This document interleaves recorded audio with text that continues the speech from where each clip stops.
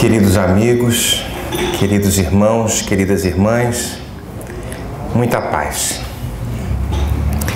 A nossa fala de hoje, ela refere-se ao Evangelho segundo o Espiritismo, capítulo 17, item 10.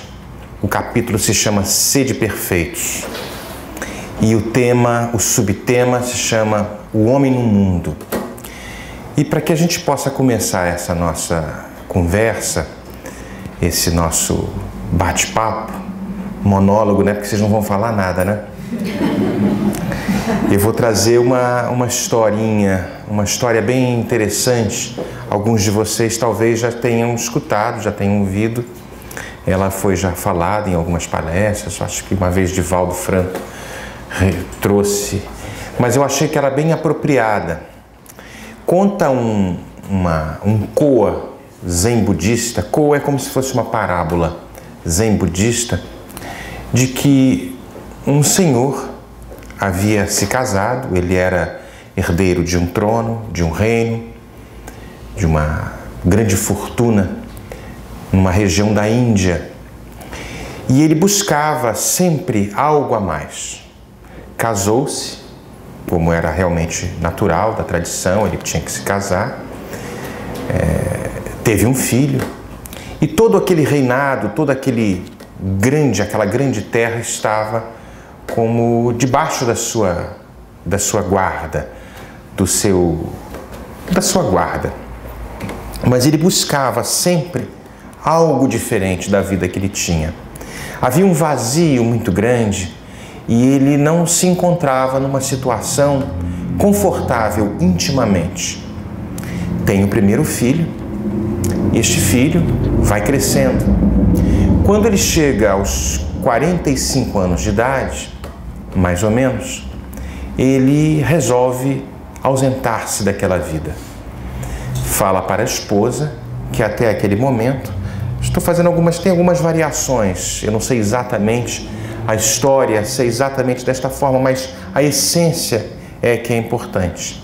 Ele comunica à sua esposa, comunica ao seu filho, que estava muito jovem, e a todos que estavam ali debaixo da sua tutela. Queria deixar aquele reinado. Iria isolar-se na montanha sagrada, onde ele iria partir para um novo tipo de vida, uma vida monástica, isolacionista, afastado completamente do mundo. E assim o fez. Deixou a direção de todo aquele império para a sua esposa, e quando o menino, o seu filho, completasse 18 anos, ele iria assumir aquele reinado. E se deslocou para a montanha sagrada, onde os monges se isolavam naquela atitude de busca de si mesmo. Mas aquele menino cresceu, aquele filho dele cresceu e buscava muito a figura paterna e não se encontrava de uma forma muito confortável. Eu sinto muita falta do meu pai, ele falava para a mãe dele. E a mãe, mas seu pai se dedicou a gente e ao seu trono até agora, aos 45 anos de idade. E agora, pela tradição, ele pode seguir e buscar a sua vida. Mas mãe, eu sinto muita falta do meu pai.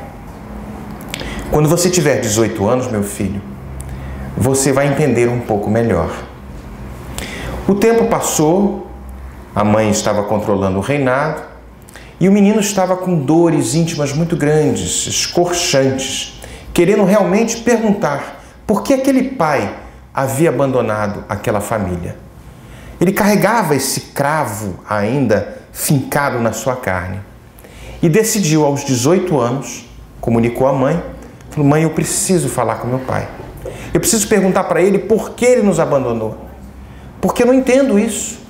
Eu sinto falta do meu pai. E a esposa, eu também. Mas eu compreendo. Eu permito que ele faça esse caminho. E o menino foi, mas eu vou segui-lo. Eu quero achá-lo. Pega alguns mantimentos e segue o caminho, subindo a montanha sagrada, onde haviam muitos tigres, muitos lobos, uma floresta muito densa, muitos perigos estavam ali naquela floresta. Mas o menino estava intimorato determinado naquele objetivo. Mentora de inspiração, Susana. E segue o menino naquela floresta. Muitos dias tentando buscar o pai e não encontrava. Já cansado, já fatigado, exausto, encontra um monge e pergunta: eu estou procurando fulano de tal. Fulano de tal? Sim, e deu mais ou menos as características. Fulano de tal era o rei daquela cidade e tal, e deu todas as características. E aquele monge havia dito: você chegou tarde. E ele morreu há poucos dias atrás. Ele: como? Sim, há poucos dias atrás. A sua cova está aqui a poucos metros daqui. Você quer ver? E ele foi. Chegou ali, havia uma cova com uma placa, com um nome. E aquele monge falou: chora-o, pranteia-o. Pode chorar, é seu pai. E aquele menino vai, chora muito, muito, muito mesmo. E ali se sente completamente, ou pelo menos parcialmente, desincumbido daquilo. Ok, não consegui achar meu pai. E volta para aquela vila. Muitos dias ele esteve fora, quase um mês.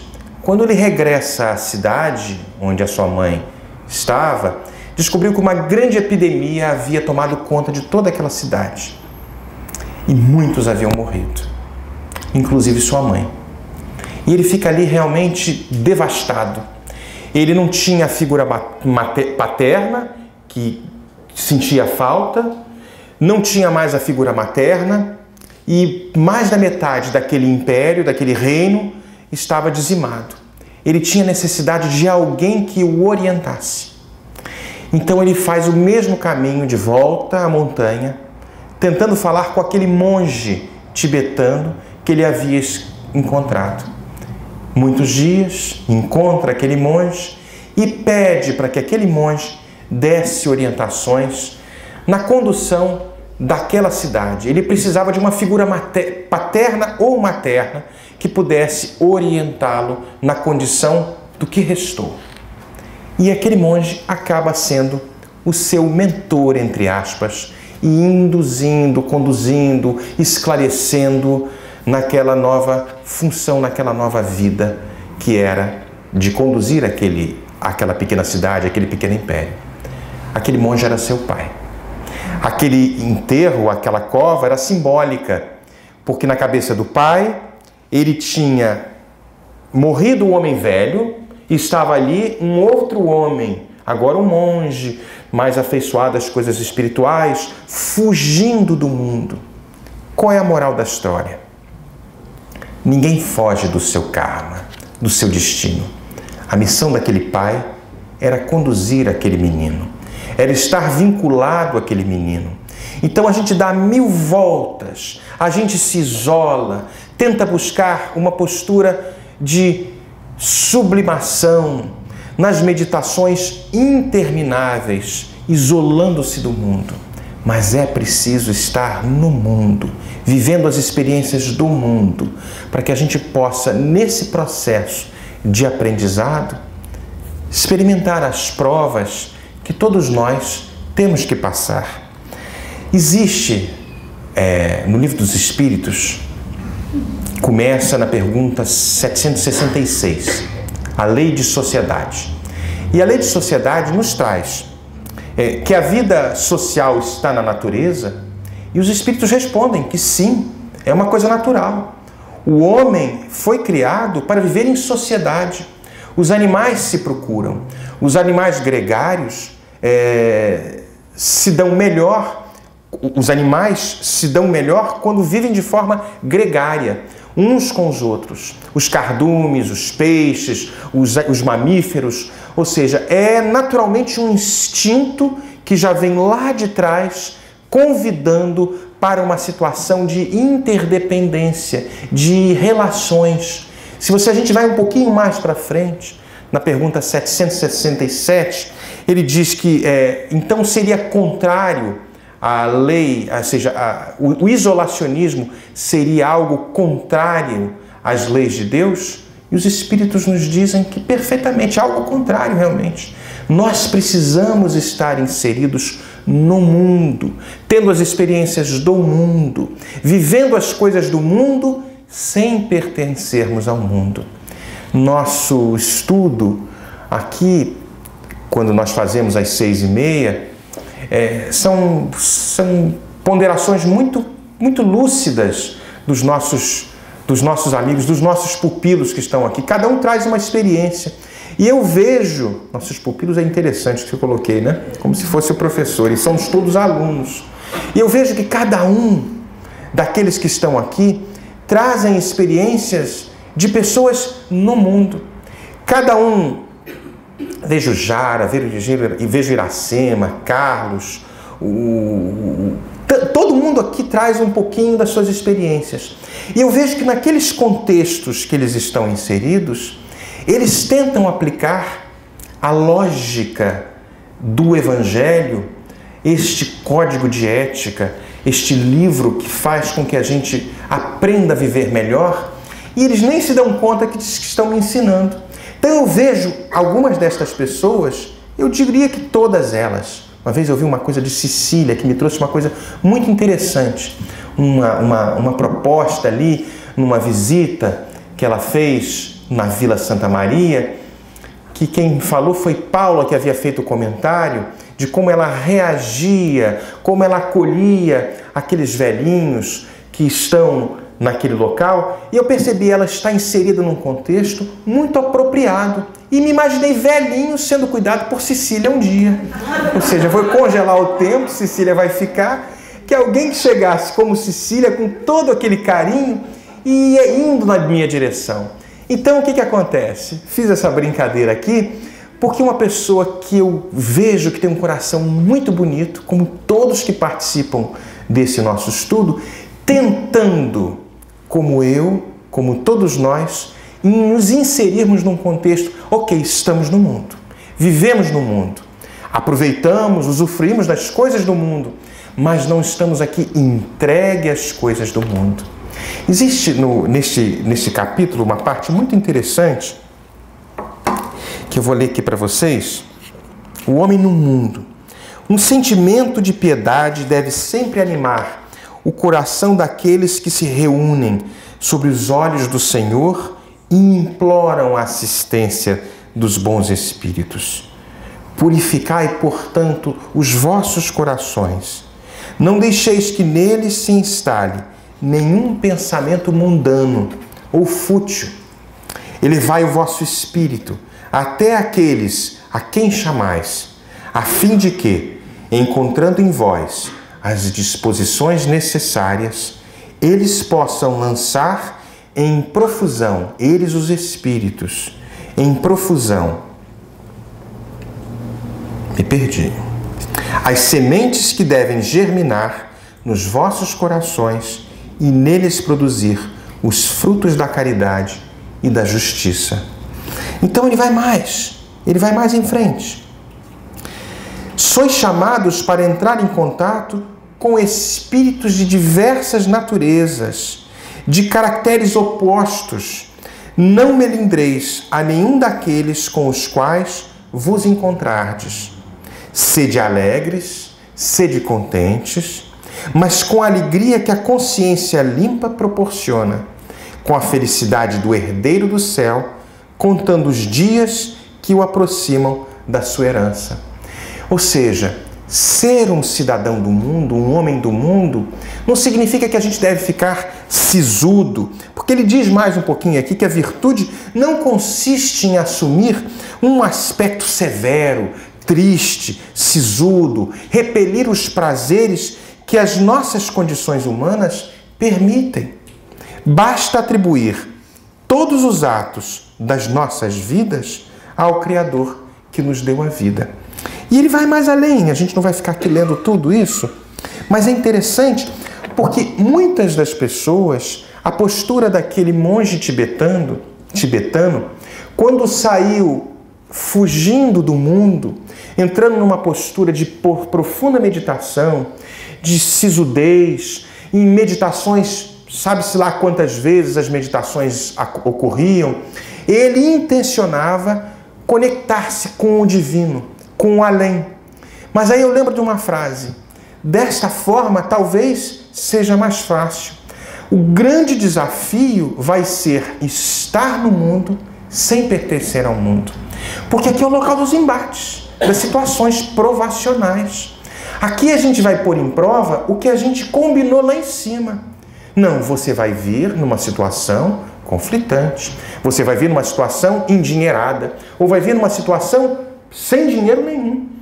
Nesses diversos contextos socioeconômicos, nós vamos encontrar as melhores oportunidades para que a gente possa provar: será que eu estou indo certo?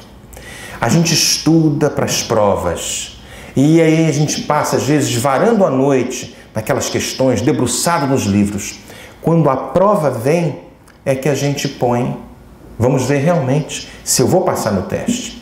E as provas são duras, porque uma vez mergulhado na carne, muitas das situações favoráveis em que nós estávamos do lado de lá deixam de existir.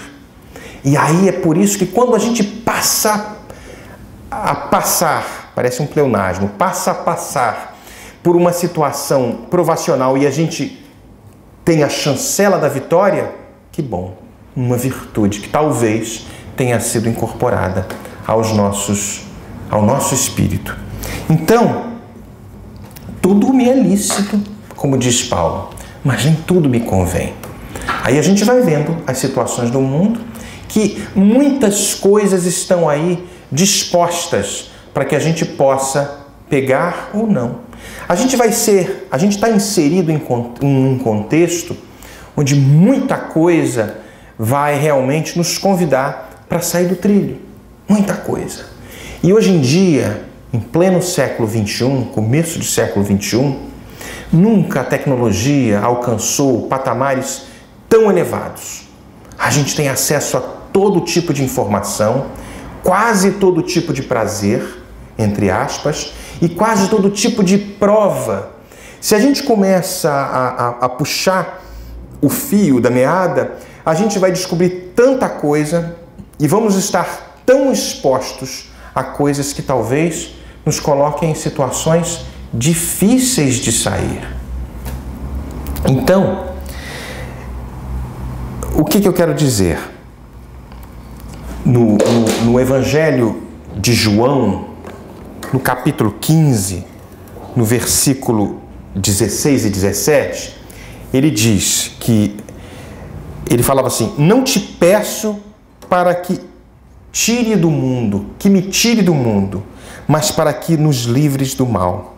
Não são do mundo, como eu do mundo não sou. Então, aí a gente pode mais ou menos tentar identificar qual é a situação que a gente está inserido. Como é que eu estou reagindo? Eu estou no mundo, reagindo, me comportando como alguém do mundo ou como alguém que está no mundo, mas não pertence ao mundo? Eu sei que é fácil falar e difícil vivenciar estas coisas, mas a gente percebe que existe uma possibilidade. A Sheila nos trouxe aqui que é importante que a gente tenha fé, confiança em nós mesmos. Confia em ti mesmo. Confia em ti mesmo. Vamos confiar em nós mesmos que é possível passar por essas situações. Estar no mundo sem ser do mundo. É difícil? Sem dúvida que é difícil. Se fosse fácil, a gente não precisava encarnar. Estava todo mundo lá em cima, feliz da vida. Então, mas é nessas situações adversas que a gente começa realmente a encontrar forças na oração, na construção dos bons hábitos, na identificação de uma situação talvez que não seja muito favorável, para que a gente se afaste enquanto é tempo, enquanto que a gente consegue ter algum tipo de lucidez, percebendo que talvez aquela situação vá me arrastar fora do meu trilho, do meu objetivo. E aí, neste processo de estudo da doutrina espírita e do processo psicológico de conhecimento, de autoconhecimento, Porque uma vez que nós fazemos um inventário do que nós possuímos ainda, gostei muito que Carlos trouxe isso hoje no estudo. Vamos fazer um inventário do que eu já possuo hoje. Quais são as minhas características, quais as minhas fraquezas e quais as minhas virtudes. Fazendo este inventário, eu posso saber mais ou menos até onde eu posso ir, aonde eu estou inserido, e será que isso vai me fazer bem? Porque às vezes neste processo de influenciação que os espíritos exercem conosco, pergunta 459, influenciam os espíritos em nossas vidas? Às vezes são eles que vos conduzem. A gente acaba criando uma probabilidade de um labirinto que fica difícil, talvez só numa próxima encarnação. Fazemos o inventário,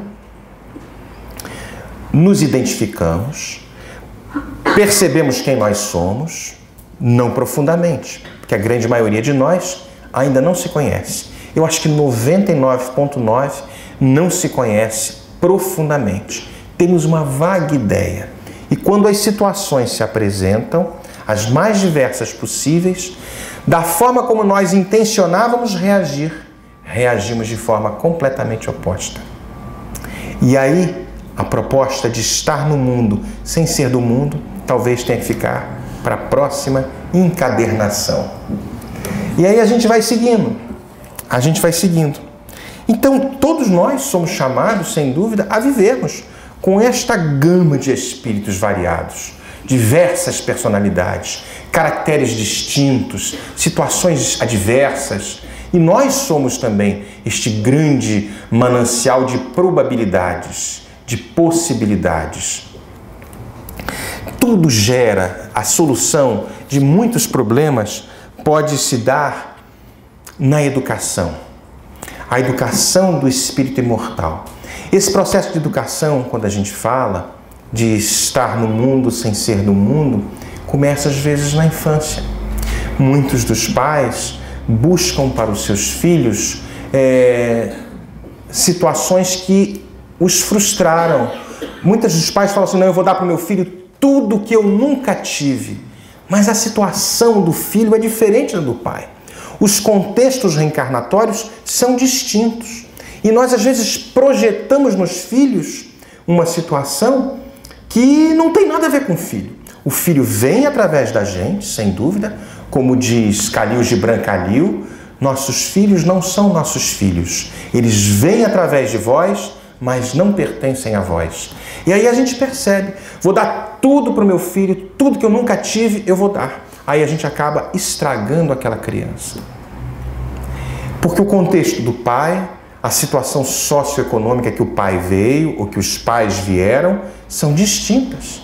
Vieram talvez de uma situação de abastança, ou de pobreza, ou de dificuldade, que foram balizadores, limitadores, para que aquela pessoa tivesse mais ou menos as melhores condições para que ele pudesse se aprimorar neste universo mais limitado.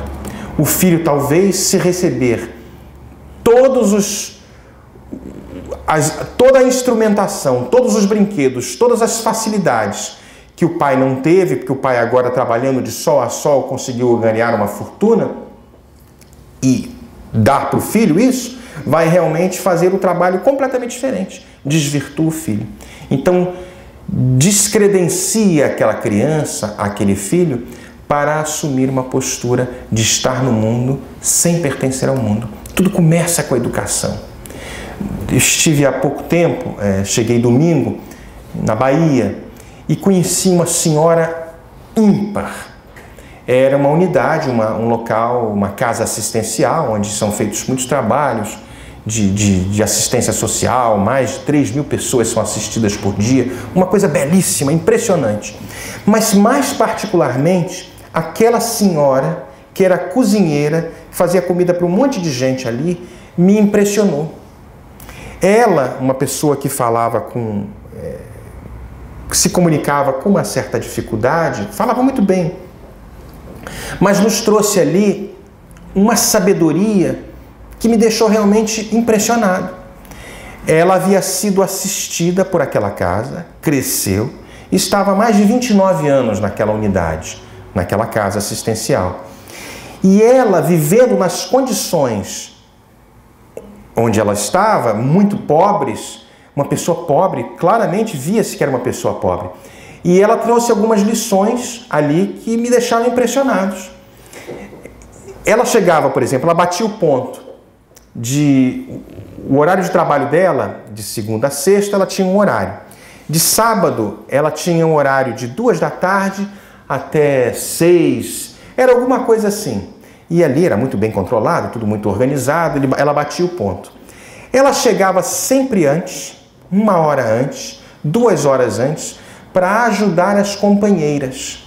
Aí um belo dia chegou, oi, dona fulana, dona Damiana, a senhora chegou mais cedo? A gente acaba fazendo amizade com todo mundo, né?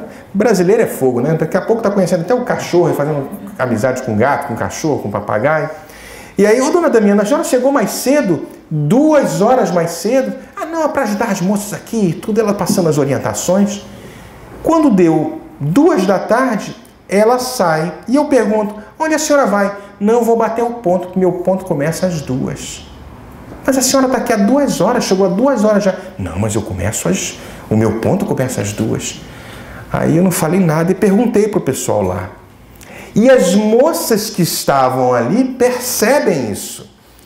E eu perguntei para o chefe da casa, o Rafael, como é que se passa isso? Não, ela vem antes para ajudar as moças que estão aqui, é profundamente humilde, a bondade em pessoa e faz questão de bater o ponto quando começa.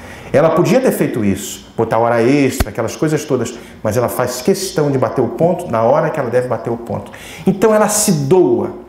Numa situação outra que ela nos mostra, ou seja, era uma mulher do mundo, um homem no mundo, que estava ali num contexto social diferente. E ela, morando num local muito pobre, muito humilde, de repente, bate porta dentro, 2 marmanjões,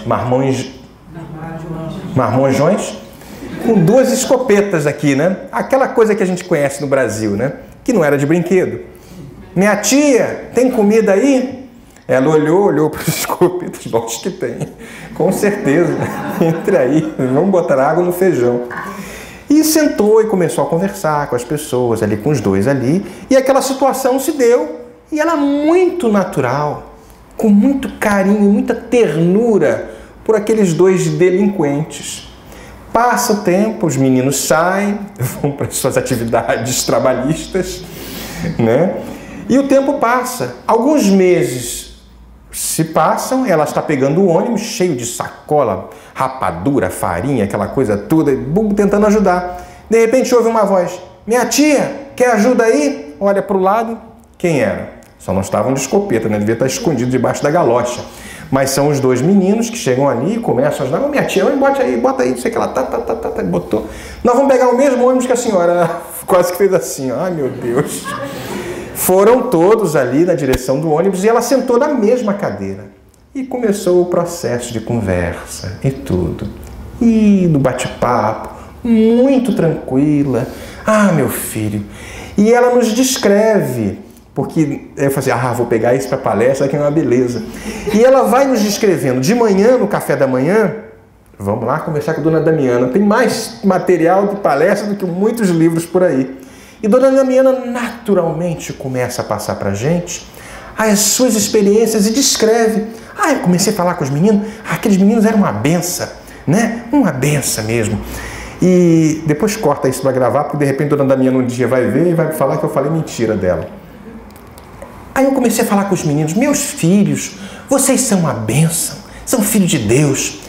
A forma como ela foi conduzindo a conversa com aqueles 2 marmanjões foi sensibilizando aquelas crianças, aqueles 2 meninos.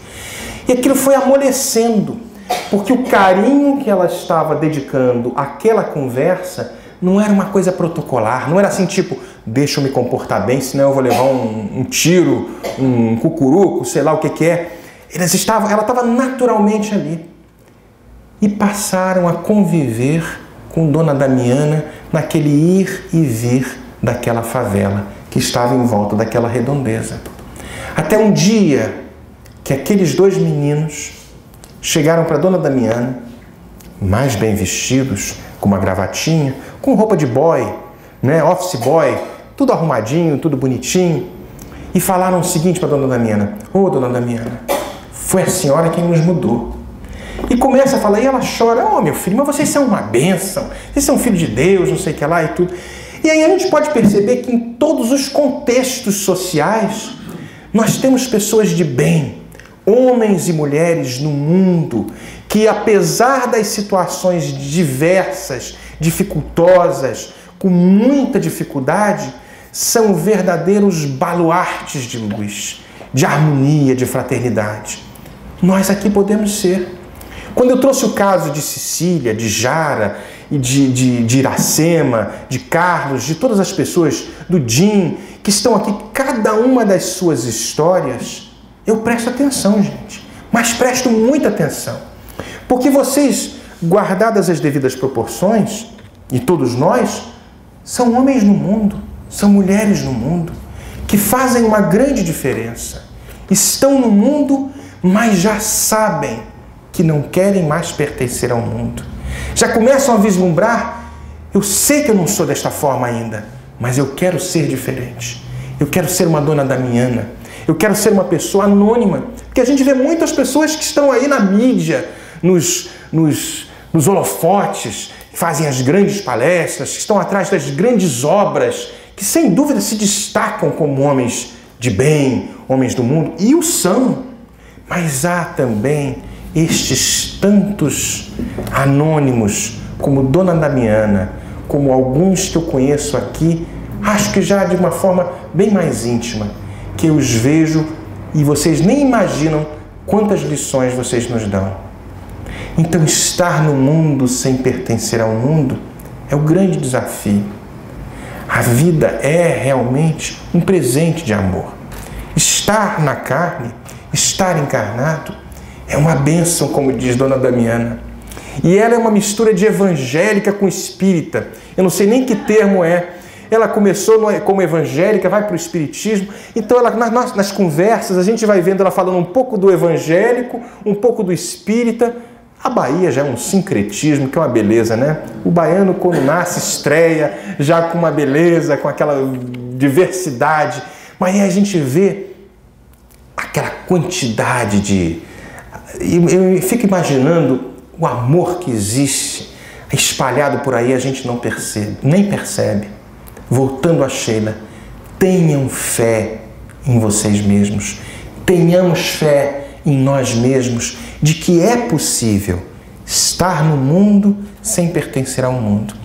E na construção destas pequenas atitudes, transformando as nossas vidas e depois, por consequência, as vidas dos outros, nós vamos fazer uma grande diferença. Uma grande diferença.